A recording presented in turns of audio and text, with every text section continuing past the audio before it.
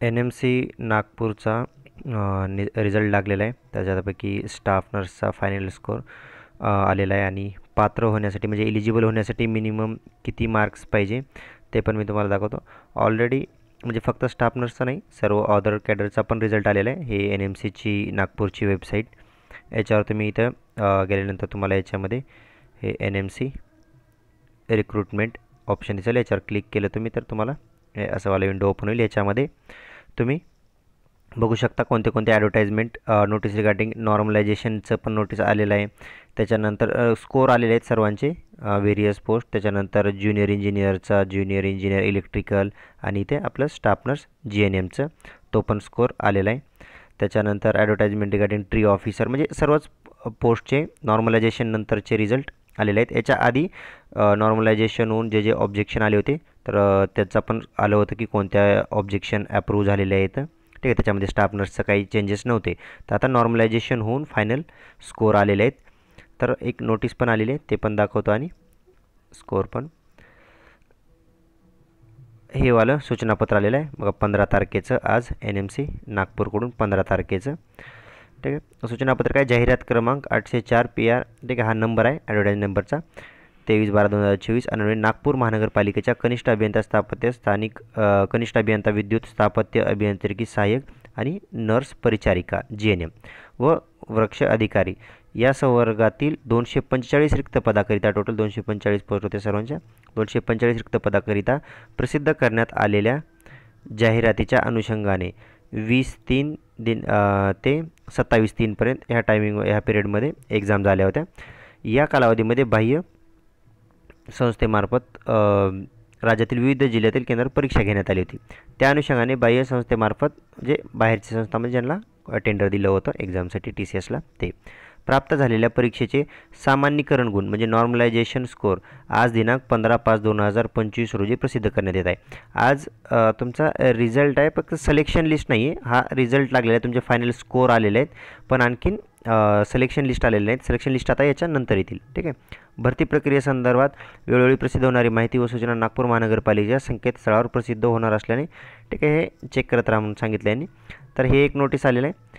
आता तुम्हाला आजचे जे स्कोर आलेला आहे हा वाला.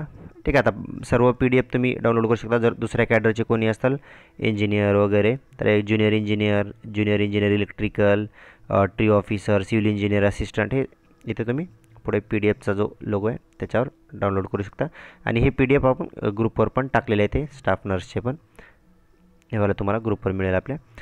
तर याच्यामध्ये बघा स्कोर टोटल किती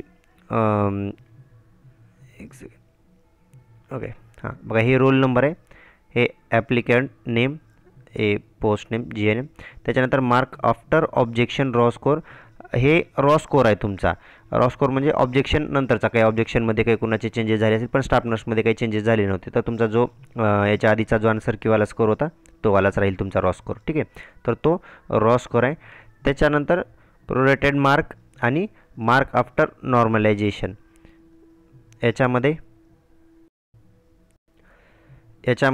आता हे okay mark after objection raw score हा तुमचा रॉ स्कोर होता. प्रोरेटेड मार्क हे तुमचे ॲक्युरेट पॉईंट्समध्ये वगैरे जे रॉ स्कोर मार्क होते ते वाले आहेत. ठीक आहे, आता तुम्ही सध्या हे स्कोर बघू नका, याचा काही संबंध नाही. हा वाला सोडून द्या. आता हे जे चेंज झाले आता हे मार्क आफ्टर नॉर्मलायझेशन हा फायनल स्कोर पकडला जाईल तुमचा. तर बाकीचे आता तुम्ही काही पकडण्याची गरज नाही. हा वाला पण कॉलम सोडून द्या, हा वाला पण कॉलम सोडून द्या. आता फक्त मार्क्स आफ्टर नॉर्मलायझेशन तेवढाच फक्त कॉलम तुम्हाला चेक करायचे. तुमचे आता ह्याच्यातले जे मार्क असतील ते फायनल असतील. बघा आता हे जे कोणी कॅन्डिडेट असतील आता हे काही सिक्वेन्सनं नाही आहे. ठीक आहे, मेरिटनुसार नाही आहे हे. PCवर वगैरे तुम्हाला आता हे सॉर्ट करून मी टाकेन त्याच्यानंतर सिक्वेन्सनुसार. आता बघा यांचा रॉ स्कोर 70 होता, नॉर्मलायझेशन नंतर किती झाला आहे 73 झाला आहे. याचा 62 होता, याचा 65 झाला आहे. 52चा 54, 98चा 104, 92चा 97. ठीक आहे, आता डिपेंड वेगवेगळ्या शिफ्ट वाईज डिपेंड आहे स्कोर कमी जास्त. आता याचे 4 वाढले म्हणजे प्रत्येकाचे तेवढेच वाढतील असं नाही. आता याच्यामध्ये बघा तुम्ही आता इथं म्हणता की हां 90 स्कोर होता 95 झाला 5 स्कोर वाढले, तर इथं पण 48चे इथं पण 5 वाढले पाहिजे, तर 2च वाढले. तसं नाही, तुमचे जे शिफ्ट आहे त्यांनी ऑलरेडी आधी पण नॉर्मलायझेशनचा क्रायटेरिया ह्याच्या आधी पण नॉर्मलायझेशन झालेलं आहे DMR DHS. ठीक आहे, तर तुम्ही बघितलं असेल ते शिफ्ट वाईज असतं. त्या शिफ्टचा त्यांनी जो काही फॉर्म्युला दिलेला आहे त्या फॉर्म्युल्यानुसार ते चेंजेस होतं. त्याच्यामुळे तुम्ही सेम शिफ्टचे जरी कॅन्डिडेट असतील एकाच शिफ्टचे तरीसुद्धा त्याच्यामध्ये चेंजेस असू शकतात. असं नाही की माझ्या शिफ्टला एक कॅन्डिडेट होता त्याचे 4 वाढले आणि माझे 2च का वाढले, असं नाही. एका शिफ्टमध्ये जरी कॅन्डिडेट असले तरी स्कोर वेगवेगळे असू शकते. हे पॉईंट क्लिअर ठेवा तुम्ही, ठीक आहे. तर आता हे तुम्ही बघू शकता याच्यामध्ये. आता याच्यामध्ये तुम्ही सर्च करून तुमचं नाव बघू शकता. खूप सारे कॅन्डिडेट. आता टोटल किती 513 पेजचं PDF आहे. तर टोटल 9223 बघा, लास्ट 9223 कॅन्डिडेटनं एक्झाम दिलेली आहे. तर आता बघा ह्याच्यामध्ये कमी पण होऊ शकतात, असं नाही की वाढतातच. येथे बघा लास्ट 100 कॅन्डिडेट आपला 100 स्कोर होता, त्यांचा किती झाला आहे नॉर्मलायझेशन तर 99.32 झाला आहे, उलटं कमी झालं आहे, ठीक आहे. आता इथं पण 66चा 65 झाला आहे, 58चा 57 झाला आहे, ठीक आहे. कमी पण होतात, असं समजू नका की फक्त स्कोर वाढतोच नॉर्मलायझेशनमध्ये, ते तुमच्या शिफ्टवर आहे. इथं बघा हे लास्टला आता त्यांनी देताना तसं दिले, पहिलं वाढलेले, त्याच्यानंतर खाली लास्टला बघा तुम्हाला सर्व हे कमी झालेले दिसतील बघा. 84चे हे 83 झाले, 50चं 49 झाले, ठीक आहे. हे प्रत्येक कॅन्डिडेटचं तुम्ही बघू शकता इथं.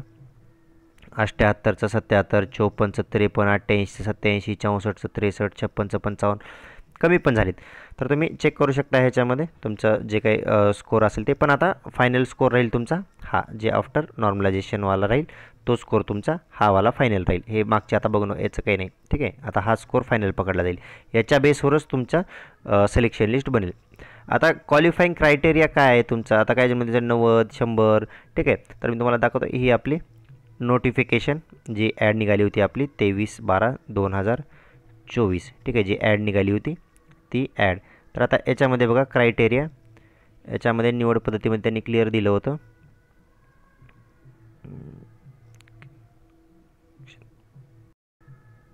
ओके, हां, निवडीची पद्धत बघा.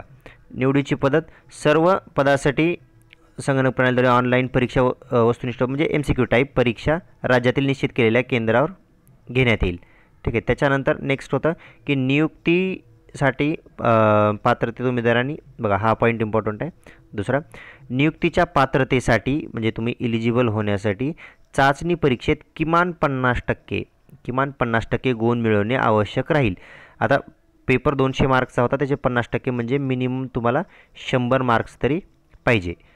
त्याच्यानंतर पुढे बघा आवश्यक राहील. तथापि अनुसूचित जाती, अनुसूचित जमाती, विमुक्त जाती व भटक्या जमाती, विशेष मागास प्रवर्ग, सामाजिक आणि शैक्षणिक मागासवर्ग, आर्थिकदृष्ट्या दुर्बल घटक, इतर मागासवर्गीय उमेदवारासाठी 50% ऐवजी 45% गुण मिळवण्याची अट राहील.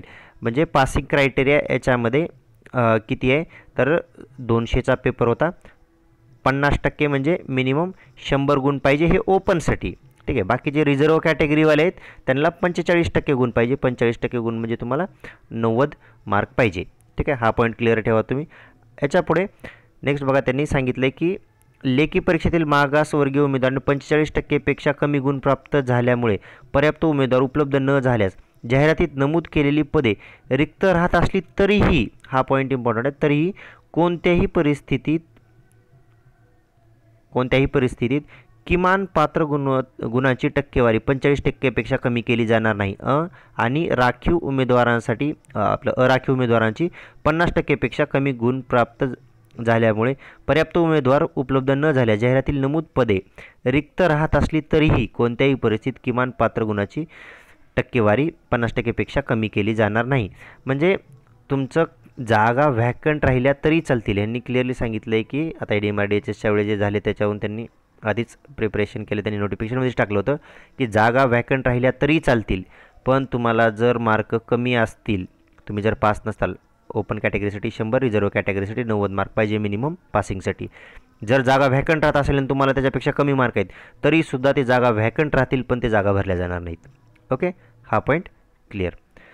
चला त्याच्यानंतर ठीक आहे, बाकी तर हे झालेलं आहे, आपण नोटिफिकेशनमध्ये सांगितलं होतं. चला हे 2 पॉईंट क्लिअर आहेत. तुम्हाला हे PDF रिझल्टचं आपले ग्रुपवर मिळून जाईल आणि फायनल सिलेक्शन लिस्ट आता याच्यानंतर येईल. ही स्कोर लिस्ट आहे, तुमचं स्कोर बघू शकता, मार्क्स आता फायनल किती आहेत ते. याच्यावरती काही डाऊट्स असतील तर तुम्हाला ग्रुपवर अपडेट मिळेल जाईल आणि डिस्क्रिप्शनमध्ये लिंक आहे ग्रुपची, तिथे तुम्ही डाऊट विचारू शकता. ठीक आहे.